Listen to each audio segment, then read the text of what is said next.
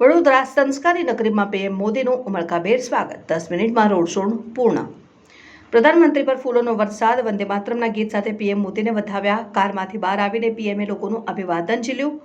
Operation સિંધુની સફળતા બાદ પ્રથમ વખત વડોદરા આવેલા વડાપ્રધાન નરેન્દ્ર મોદીનો હરણી એરપોર્ટથી એરપોર્ટ સર્કલ સુધીનો રોડ શો યોજાયો. વડોદરા ખાતે સિંદૂર સન્માન યાત્રામાં વડાપ્રધાન મોદીનું વડોદરામાં ભવ્ય સ્વાગત કરાયું હતું. લોકોએ પ્રધાનમંત્રી પર ફૂલોનો વરસાદ કર્યો હતો અને વંદે માતરમના ગીત સાથે પીએમ મોદીને વધાવ્યા હતા.